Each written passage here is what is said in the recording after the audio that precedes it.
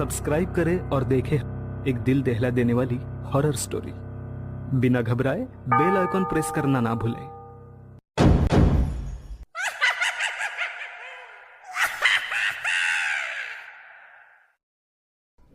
इस कहानी के लेखक हैं विजेंद्र कुमार कर्ण। अनिकेत की उंगलियों के बीच में सिगरेट फंसी हुई थी। वह बीच बीच में सिगरेट की कश लगाता और फिर धुएं का छल्ला बनाते हुए उसे आसमान में उड़ा देता। घड़ी की सुई ने 12:30 बजा दिए थे, लेकिन अनिकेत की आंखों में नींद नहीं थी। वो अपनी बालकनी में खड़े खड़े सामने वाले पीपल के पेड़ को देख रहा था। हवा के चलने के कारण पत्तियां हिल रही थी और उस सुनसान रात में उनके हिलने के कारण अजीब सी सरसराहट की आवाज आ रही थी। अनिकेत पत्तियों को हिलते देख रहा था और किसी ख्याल में खोया हुआ था। तभी उसे पीपल की डाल पर बैठी एक बेहद खूबसूरत स्त्री दिखाई दी। काजल से भरी उस स्त्री की बड़ी बड़ी आंखें दिखने में खूबसूरत तो थी, लेकिन वो बहुत ही डरावनी लग रही थी। उसके कपड़े नर्तकी की तरह थे।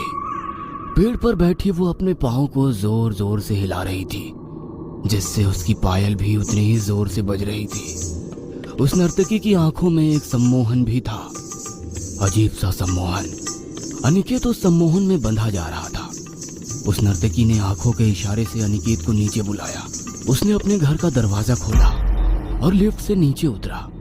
फिर वो उस पीपल के पेड़ के पास चला गया। उसे पीपल के पेड़ के पास आया देख वो नर्तकी पीपल की ऊंची डाली से धम से नीचे कूद गई। अनिकेत डर गया। उस नर्तकी ने अनिकेत को घूरते हुए उसकी कलाई को पकड़ा और उसे खींच कर ले जाने लगी। कौन हो तुम और मुझे कहां ले जा रही हो? अनिकेत के प्रश्न को सुनकर नर्तकी ने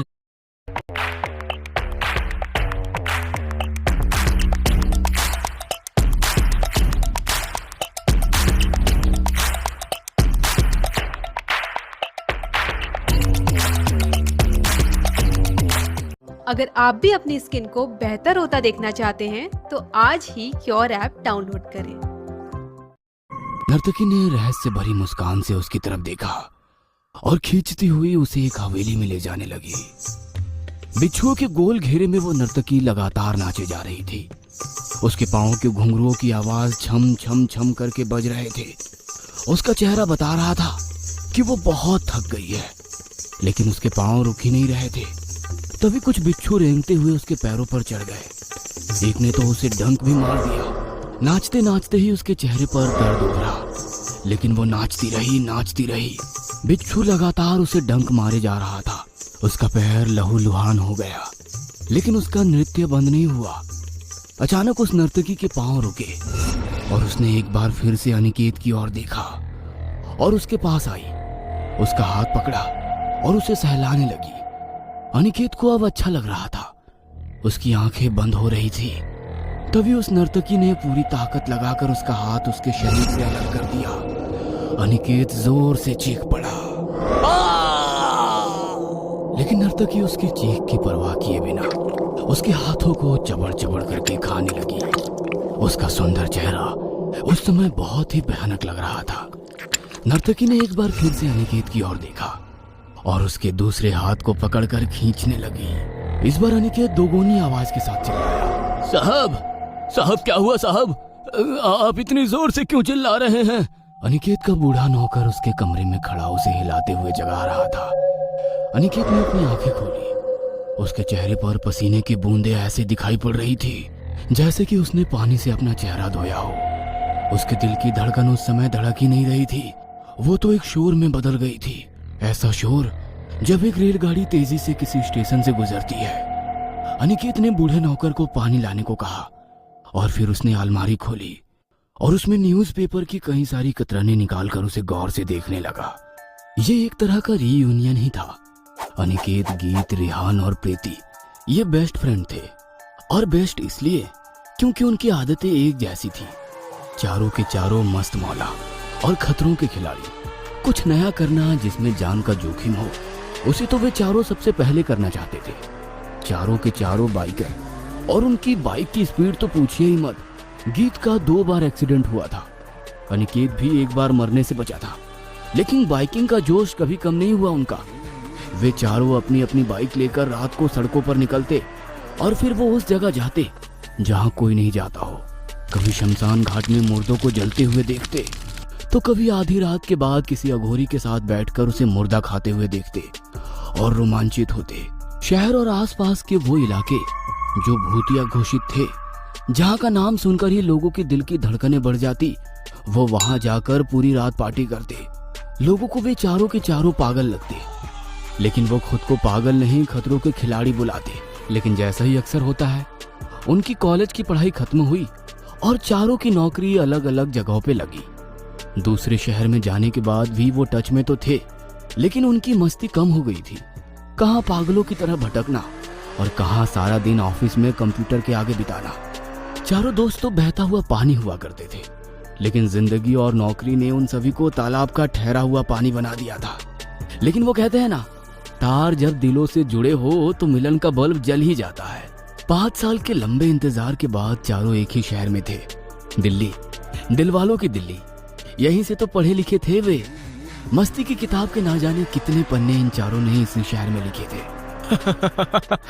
कुछ बदला नहीं है गीत, दिल्ली वैसी की वैसी ही है यार, सेक्सी। और तू तो आज भी उतनी ही हॉट है जितनी 5 साल पहले थी। कोल्ड ड्रिंक का गिलास हाथ में लिए और सिगरेट का छल्ला उड़ाते हुए जब अनिकेत ने गीत से ये बात कही, तो गीत का वही पुराना जवाब उसे सुनने को मिला। और तू उतना ही चेप। अबे फेविकॉल पी लिया था क्या तूने किसी दिन?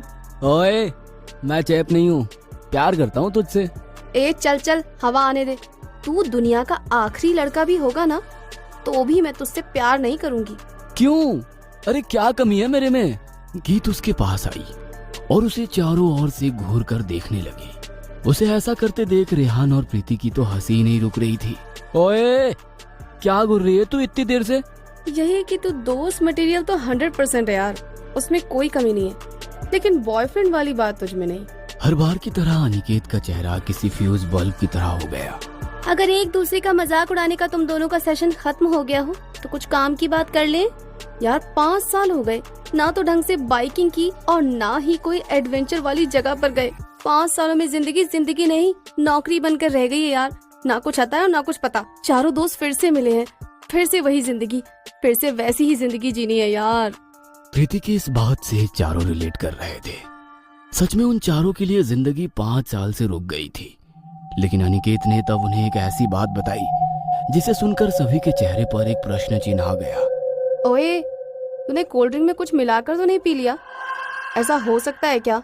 ऐसा हो सकता नहीं है गीत, ऐसा है, सदियों से है। पागल है तू, मैं नहीं मानती।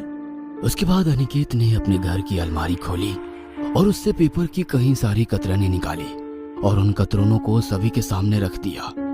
500 साल पुरानी उस हवेली में अभी भी एक नर्तकी नाच रही है और वो नाच उसने 500 साल पहले ही शुरू किया था, वो भी एक श्राप के कारण। और वो श्राप उसे इसलिए मिला क्योंकि उसे अपनी खूबसूरती और नृत्य का बहुत घमंड। Kirti believed that there wasn't a bigger cricket nerd than her. What happened? People here are discussing Rwanda versus Uganda qualifiers. Love it. Get more into what you're into. Facebook.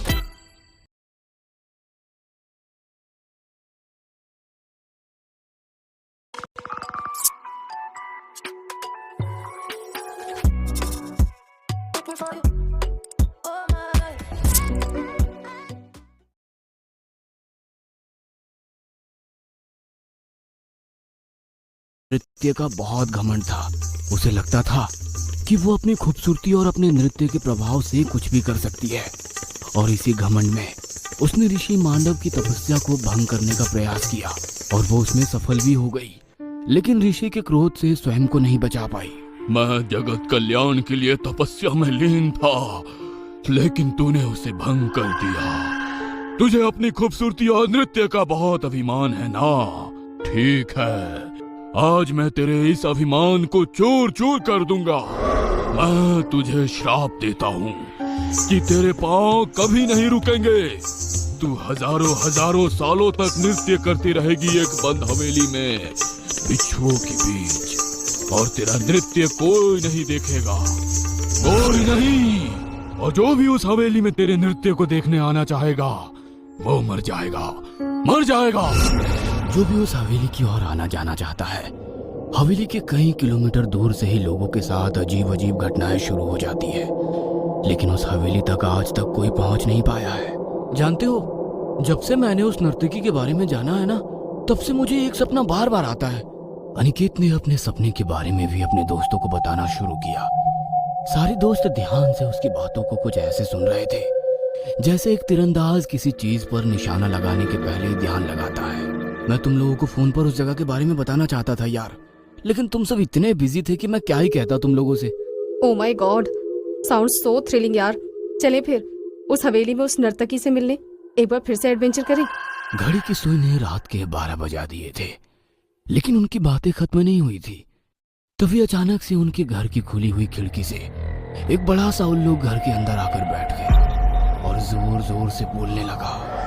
उल्लू का चेहरा और उसकी आवाज, उसकी आंखें इतनी डरावनी लग रही थी कि चारों के चारों दोस्त सहम गए। घर का बूढ़ा नौकर उल्लू की आवाज को सुनकर हाथ में एक डंडा लेकर बाहर आया और उसे किसी तरह बाहर भगाया। उल्लू का घर में आना अब शगुन है साहब, पता है ये बताता है कि किसी की मौत होने वाली है। ये सब आप क्या कह रहे हैं? अरे वो पक्षी है, उसे जहाँ जगह मिला वो आ गया। मैम साहब, ऐसी बात पता नहीं है। आप जानती है, जब रावण रामचंद्र जी से युद्ध करने के लिए जाता है तो उसे उल्लू के बोलने की आवाज सुनाई देती है, जो उसके महल में बोल रहा था। महाभारत में शिशुपाल वध के समय भी उल्लू बोलता है। शिव और दैत्यों के बीच जब युद्ध होने को आता है तब दैत्य की सेना के अंदर उल्लू बोलता है और उनके अंत के बारे में बताता है। पांडव जब संधि के लिए भगवान कृष्ण को भेजते हैं तो कौरव उसे ठुकरा देते हैं। उसके बाद उल्लू के बोलने की आवाज सुनाई देती है और उसके बाद तो पता है ना, कौरवों का विनाश हो जाता है। सारे दोस्त बूढ़े नौकर की बातों को सुन रहे थे और पता नहीं क्यों उन्हें उनकी बातों में लॉजिक दिख रहा था। हालांकि उन लोगों में कोई भी ज्यादा धार्मिक तो नहीं था, लेकिन वो बूढ़ा नौकर जिस तरह से धार्मिक किताबों के दर्ज बातों के बारे में बता रहा था, उस पर उन्हें विश्वास करने का मन कर रहा था। काका, आपकी कहानी बहुत अच्छी लगी। अब आप जाइए और खाना गर्म कर दीजिए, हमें भूख लग गई है। बूढ़े नौकर की बातों को सुनकर सारे दोस्तों के चेहरे उस समय भावहीन से थे। ओए, क्या हो गया तुम लोगों को? कहाँ रामायण महाभारत की बातों में घुस गए तुम लोग? अरे जिंदगी एडवेंचर का नाम है, कर लें। मरना तो है ही ना, हम लोग कोई अश्वत्थामा तो है नहीं जो कि अमर हो जाए। गीत, रेहान, प्रीति और अनिकेत की बाइक फुल स्पीड में दौड़ी जा रही थी। सभी की बाइक्स के स्पीडोमीटर का कांटा 100 को छू रहा था। 5 घंटे की लगातार बाइकिंग के बाद चारों बहुत थक गए थे। सभी को जोरों की भूख भी लगी थी, लेकिन आसपास छोटी मोटी कोई दुकान भी नजर नहीं आ रही थी। एक पुराने पीपल के पेड़ के पास गीत को एक बूढ़ी औरत बैठी हुई दिखाई दी, जो अपनी छोटी सी टोकरी में शायद कोई जंगली फल बेच रही थी। अम्मा, क्या है ये? जंगली फल है बेटा, जहरीला तो नहीं है ना? जहरीला। गीत की बातों को सुनकर उस बूढ़ी औरत ने उसे घूर कर देखा। उसकी आंखें लाल लाल अंगारे की तरह लग रहे थे। चली जा वापस, चली जा वापस। क्रोध से भरा बूढ़ी औरत का चेहरा और उसकी आवाज बहुत ही भयानक लग रही थी। उसने अपनी टोकरी में हाथ डाला और उससे एक जहरीला सांप निकाला। अपने फन को फैलाए वो सांप बहुत ही भयंकर लग रहा था। गीत उसे देखकर डर गई। जहरीला इसे कहते हैं। ये कहकर उसने गीत के गले में उस सांप को डाल दिया। सांप गीत के गले को कसकर जकड़ने लगा, उसका दम घुटने लगा। उसने चिल्लाते हुए अनिकेत का नाम पुकारा। अनिकेत! क्या हुआ गीत? क्या हुआ तुम्हें? तुम इतने जोर से क्यों चिल्लाई? अनिकेत, वो बुढ़िया कहाँ गई जो अभी यहाँ जंगली फल बेच रही थी? उसने मेरे गले में सांप को डाल दिया था। ये सब तुम क्या कह रही हो गीत? कौन सा सांप, कौन सी बुढ़िया और कौन से जंगली फल? ओए गीत, सिर्फ तुझे ही नहीं हम सभी को भूख लगी है। इसका मतलब ये नहीं कि हम रास्ते में खाने का सपना देखते हुए चले। यार, लेकिन मैंने एक बूढ़ी औरत को देखा था यहाँ। चारों ने बाइक की किक फिर से मारी और भूखे प्यासे वो चलते गए। 50 किलोमीटर के बाद उन्हें पहाड़ी रास्ते पर एक चाय की टपरी दिखाई दी। उस टपरी को देख वो ऐसे खुश हुए जैसे कि उनकी करोड़ों की लॉटरी लग गई हो। If your skin gets irritated easily, then listen up.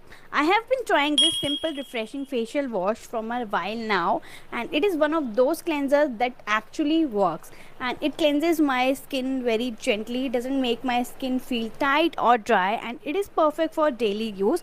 Also, I am tagging the product here so you guys can go and check it out.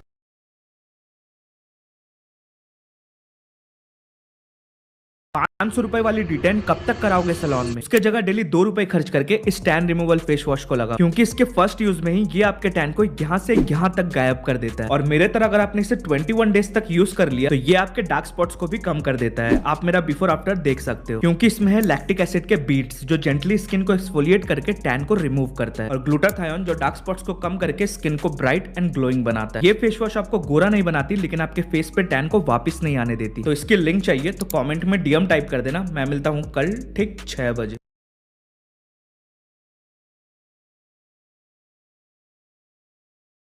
लग गई हो। भैया चाय मिलेगी और बिस्कुट? दुकानदार ने उनकी बातों का जवाब हाँ में सिर हिला कर दिया।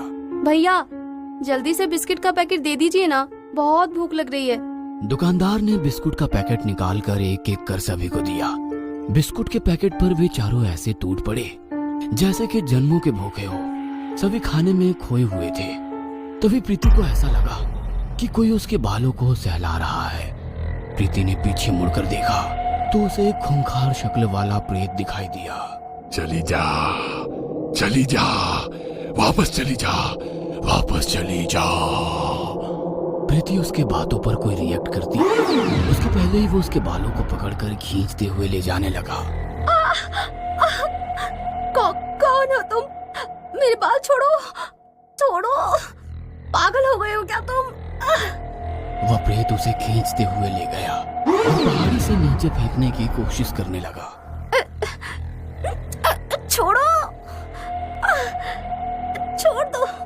लेकिन उस प्रेत ने उसे पहाड़ी के नीचे फेंक दिया। प्रीति की चीख की आवाज से सारे दोस्त चौंक गए। ओए क्या हो गया? इस तरह क्यों चीखी? वो भयानक शक्ल वाला वो प्रेत कहाँ गया? अरे क्या बकवास कर रही है तू? हैं?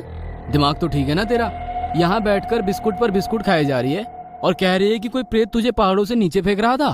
प्रीति का दिमाग काम नहीं कर रहा था। ये सपना कैसे हो सकता है? थोड़ी देर पहले उसके साथ वो सब जो घटा था वो क्या था? अनिकेत ने चाय वाले को चाय और बिस्किट के पैसे दिए। वह सफर जारी रखने वाले थे, लेकिन रेहान की बाइक स्टार्ट ही नहीं हो रही थी। सभी ने कोशिश की लेकिन बाइक स्टार्ट नहीं हुई। उन्होंने चाय वाले से पूछा कि कोई मैकेनिक है क्या? साहब, मैं मैकेनिक का काम भी करता हूँ। अभी देखता हूँ क्या हुआ है आपकी बाइक में। चाय वाला उनकी बाइक ठीक करने लगा, लेकिन तभी रेहान को अपने जूते में कुछ चुभता हुआ महसूस हुआ। क्या चुभ रहा है मेरे जूते में? रेहान ने अपना जूता खोला तो वो दंग रह गया। उसके जूते में कई सारे बिच्छू थे और शायद बिच्छू ने उसे डंक मार दिया था। पल में ही उसके मुंह से झाग निकलने लगा। वो बहुत घबरा गया। भाई लोग मुझे बिच्छू ने काट लिया है। यार मुझे बचा ले। ये देख मेरे मुंह से झाग भी आने लगा है। ओए रेहान, क्या हो गया तुझे? तू भी इन लोगों की तरह बकवास करने लगा। कहाँ काट लिया तुझे बिच्छू ने और कहाँ तेरे मुंह से झाग निकल रहा है? अब सारे दोस्त घबरा गए थे, क्योंकि एक के बाद एक सभी के साथ अजीब घटनाएं हो रही थी। यार पेपर की कटिंग में जो पढ़ा था वो सब सही है यार। अभी हम उस हवेली तक पहुंचे भी नहीं है और हमारे साथ कुछ ना कुछ अजीब हो रहा है। अनिकेत वापस चल यार, कहीं एडवेंचर हम पर भारी ना पड़ जाए। लेकिन अनिकेत कहाँ सुन रहा था उनकी बात। उसे तो नर्तकी के पाँव के घुंघरुओं की आवाज सुनाई देने लगी थी। अब तक जिस नर्तकी को उसने अपने सपने में देखा था वो उसे रहस्यमय मुस्कान के साथ बुला रही थी। वो अपने कदम आगे बढ़ा रहा था, बिना ये सोचे कि आगे एक बहुत बड़ी खाई है। अगले दिन फिर से न्यूज़पेपर पर 4 दोस्तों की मौत की खबर छपी थी। गीत की मौत सांप काटने से, प्रीति की चट्टानों से गिरने से, रेहान बिच्छू के डंक से और अनिकेत की लाश एक खाई में पाई गई।